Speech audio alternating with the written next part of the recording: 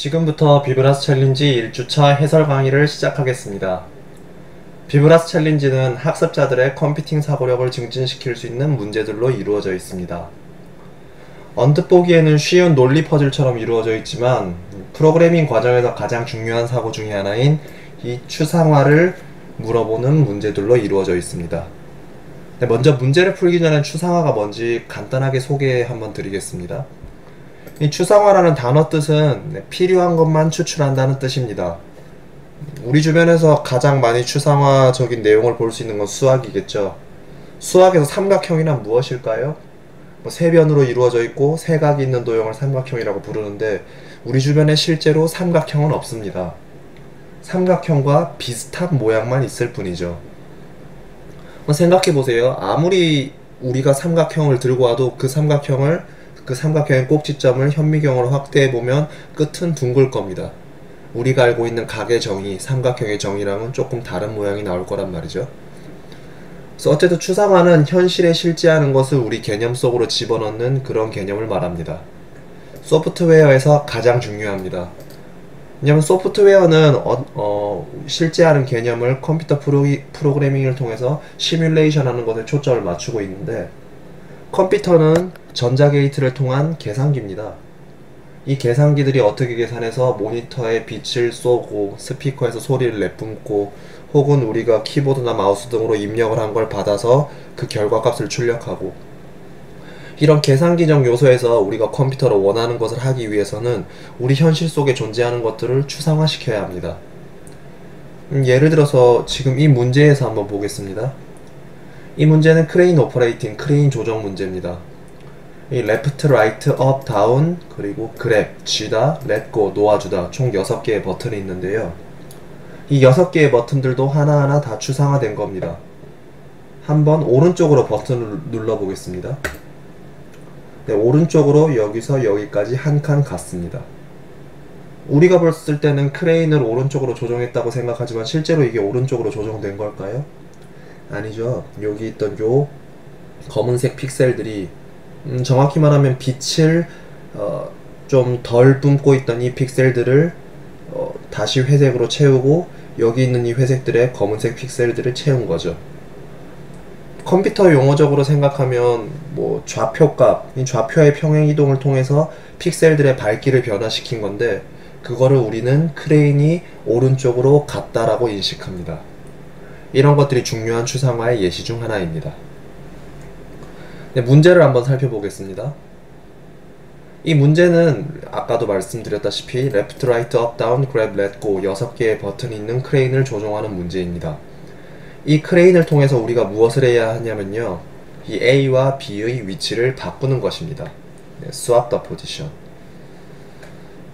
크레인으로 하지 말고 먼저 손으로 한번 해보겠습니다. 손으로 하면 어떻게 될까요?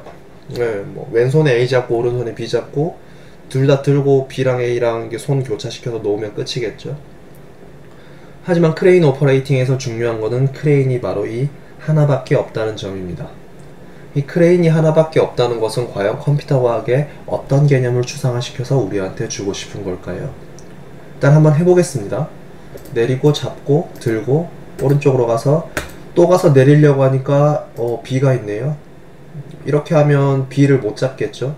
그래서 들고 다시 가서 이 임시 공간에 내려놓습니다. 다시 들고 가서 B를 잡고요. 들고 가고 내리고 놓아주고 다시 들고 A 잡고 올려주고 가서 내리고. 근데 사람 손으로 할 때보다 이 크레인 하나로 하니까 훨씬 더 복잡합니다. 복잡한 이유가 손이 2개에서 하나가 됐기 때문일까요? 사람 손으로 만약 하나로 한다고 생각해보세요. 어떻게 될까요? 뭐 잡아서 잠깐 놔두고 또 딴 데 놔두고 아니면 뭐 손 하나로 2개를 집을 수도 있겠죠. 지금 이거를 손보다 크레인으로 할 때 어렵게 만드는 요소들은 크게 3가지 정도가 있을 겁니다. 먼저 첫 번째는 손과 달리 크레인판은 하나밖에 없다는 거. 그리고 두 번째, 요 빨간색 이 빨간색 단상 위에 밖에 A랑 B를 놓을 수 없다는 거.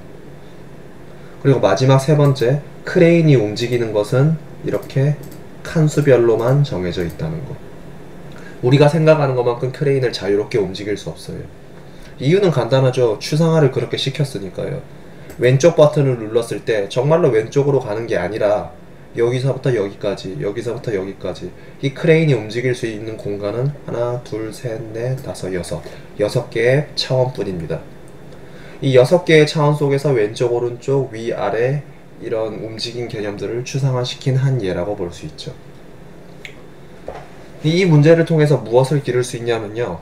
이 문제를 통해서 학습자들은 알고리즘의 개념에 대해서 배울 겁니다. 이 알고리즘은 아랍의 알콰리즈미라는 수학자가 알콰리즘이라는 수학자의 이름을 따서 만들어진 내용입니다. 수학 문제를 푸는 일반 이렇게 쭉 따라가면 그대로 문제가 풀린다 그런 개념인데요. 이 알고리즘의 조건에는 크게 세 가지가 필요합니다. 하나는 입력, 넣는 값이 있어야 되고요. 하나는 출력, 넣으면 나오는 값이 있어야 됩니다. 그리고 세 번째가 중요합니다. 명령이 명백해야 됩니다. 우리가 사람에게 명령을 내릴 때 왼쪽으로 가 이러면 어떻게 하죠? 네, 왼쪽으로 가죠. 근데 얼마만큼 가나요? 네, 그거는 명령 듣는 사람 마음에 따라 좀 다르겠죠. 어린아이들을 세워놓고 왼쪽으로 가 그러면 적당히 어른의 눈치를 보면서 왼쪽으로 좀 가다가 멈출 겁니다. 조금 반항심이 있는 사람한테 왼쪽으로 가라고 하면 어디까지 가요? 이런 식으로 말할 수도 있겠죠. 여기서 왼쪽으로 가라는 명령, 오른쪽으로 가라는 명령은 수치화가 되어 있습니다. 아까 말씀드렸다시피 이 6칸을 분할해서 한 칸 단위로 가니까요. 그래서 알고리즘을 만들 때는요, 이렇게 어떤 입력값을 받았을 때 행동할 것인지, 그 입력값을 받았을 때 어떻게 출력이 일어날 것인지, 그리고 마지막으로 그 알고리즘에서 어떻게 명백한 동작을 지시할 것인지. 이 명백한 동작은 아까도 말씀드렸다시피 수치화가 필요합니다. 얼마만큼 갈 건지, 얼마만큼 갈지를 안 정했다면 그거는 전혀 명백한 명령이 아닙니다. 그거는 잘못된 명령입니다. 컴퓨터가 이해할 수 없는 명령이지요. 그리고 이 명백함의 조건 때문에 반드시 한 알고리즘의 단계에서는 하나밖에 명령을 내릴 수 없습니다. 인간이야 왼쪽으로 갔다가 오른쪽으로 가서 위를 봐라 이런 명령을 아주 잘 듣지만 컴퓨터에게는 왼쪽으로 갔다가 오른쪽으로 갔다가 위를 봐라 이런 명령을 내리면 세 단계의 명령으로 나눠서 인식한다는 거죠. 알고리즘을 짤 때 크게 주의할 점 세 가지를 말씀드렸습니다. 그리고 두 번째로 이 빨간색 이 네모 박스들이 의미하는 것을 한번 알아볼 텐데요. 이 빨간색 네모 박스들이 의미하는 것은 컴퓨터의 계산을 추상화하고 있습니다. 컴퓨터는 어떻게 계산을 할까요? 아까 서두에도 말씀드렸다시피 컴퓨터는 계산기라고 말씀드렸습니다. 사람의 계산 과정과 한번 비교해서 생각해 보도록 합시다. 사람에게 1 더하기 1은 2라는 계산을 해보라고 한번 명령을 내려보겠습니다. 초등학생들한테 가르칠 때 아마 이렇게 가르칠 거예요. 1에다가 1을 더하면 2가 돼. 그치요? 바둑돌 하나에다가 바둑돌 하나를 더한 거를 전부 다 세면 2개야. 이런 식으로 계산하잖아요. 이걸 그대로 모방해서 기계식 계산기 그리고 지금의 컴퓨터 계산기로 이어져 오게 됐습니다. 처음에는 뭐 톱니바퀴와 기어를 이용해서 숫자 합을 하고 그 전에 우리 중국에서 쓰던 주산도 있죠. 주산 돌의 위치에 따라서 계산을 하는. 그리고 지금에 와서는 컴퓨터의 전자의 움직임, 반도체의 움직임으로 계산을 하는데요. 컴퓨터가 이런 계산을 하기 위해서는 먼저 2개의 방이 필요합니다. 바로 숫자를 저장하는 공간들이요. 이 2개의 방을 각각 A랑 B로 놓았을 때 A에 1을 저장하고 B에 1을 저장합니다. 그리고 그리고 앞으로 A 값을 A랑 B의 값을 더한 것으로 바꿉니다. 이때 A 값을 물어보면 A 값은 2라고 대답할 수 있겠죠. 이것이 컴퓨터가 1 더하기 1은 2를 계산하는 과정입니다. 그리고 이때 이 A와 B 이런 것들을 레지스터라고 부릅니다. 이 레지스터는 CPU 안에 들어있습니다. CPU는 중앙처리 연산장치라고도 부르죠. 프로세싱 유닛이라고 부르죠. 이 CPU 안에는 이런 레지스터라는 공간들이 있고 이 공간들의 숫자가 들어가면 이거를 연산하기도 하고 또 연산을 함으로써 그 하부작용인 비교도 할 수 있고요. 그리고 어떤 숫자를 넣고 어떤 숫자를 빼고 어떤 연산자를 넣을지 서로 제어해주는 기능도 합니다.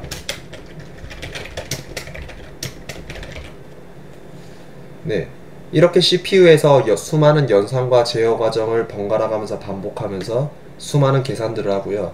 그 계산 덕분에 우리는 이렇게 모니터를 볼 수 있고 또 버튼을 눌렀을 때 이렇게 추상화된 무언가가 우리 눈을 즐겁게 해줍니다.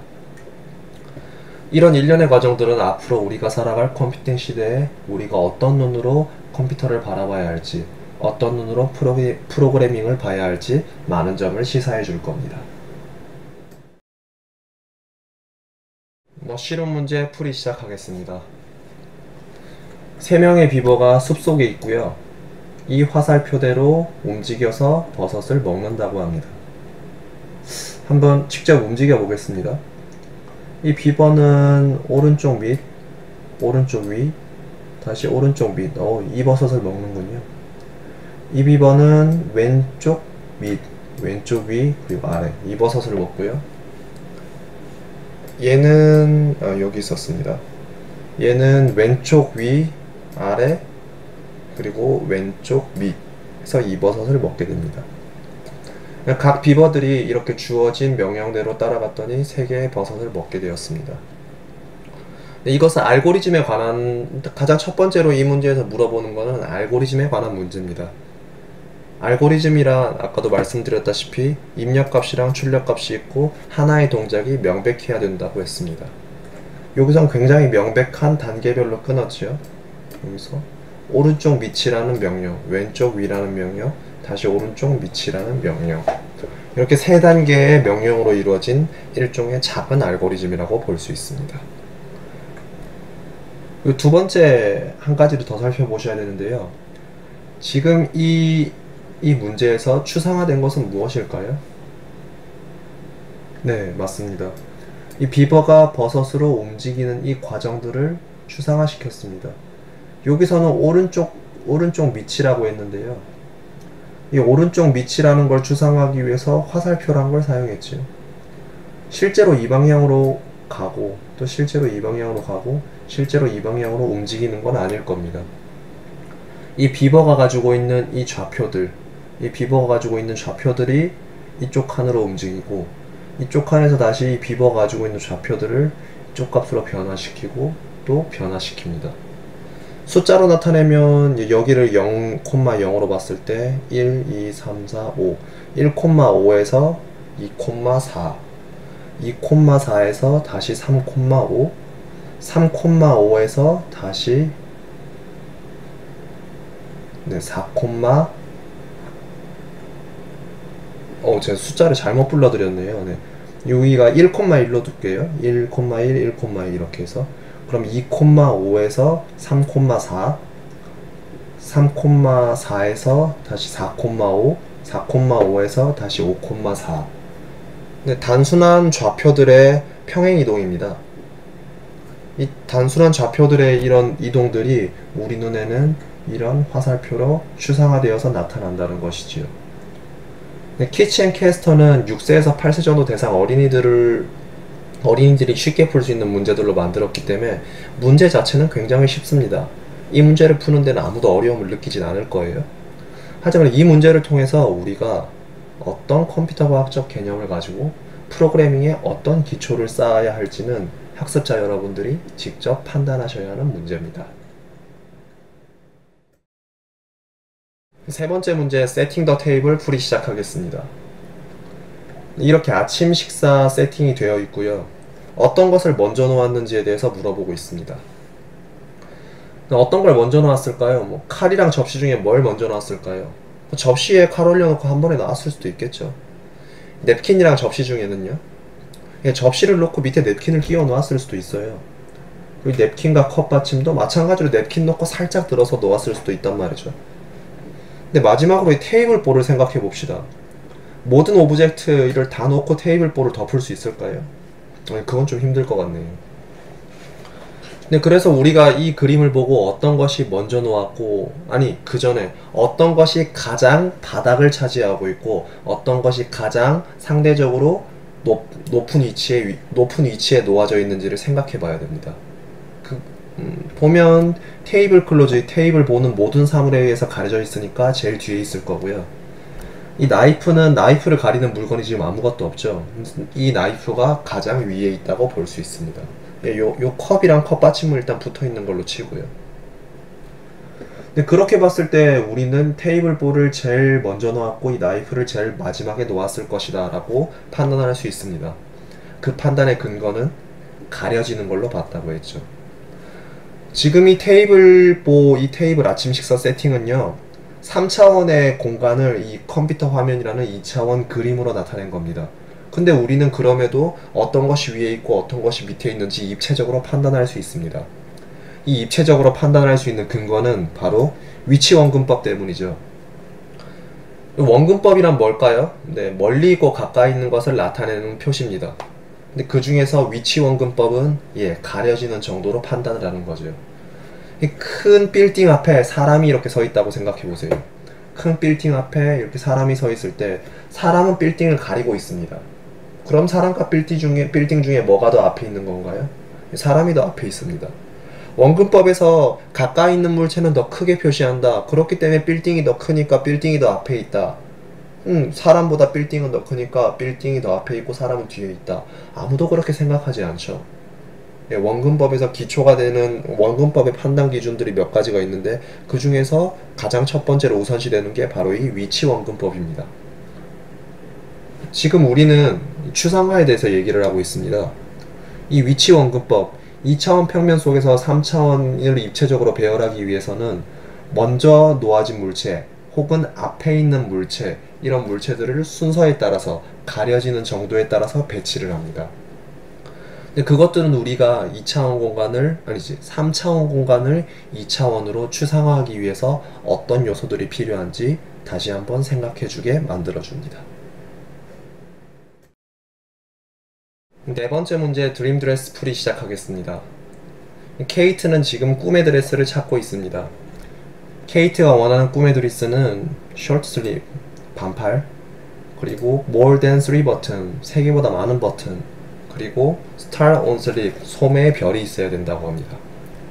이 세 개들의 조건을 만족하는 드레스는 어디 있을까요? 한번 봅시다.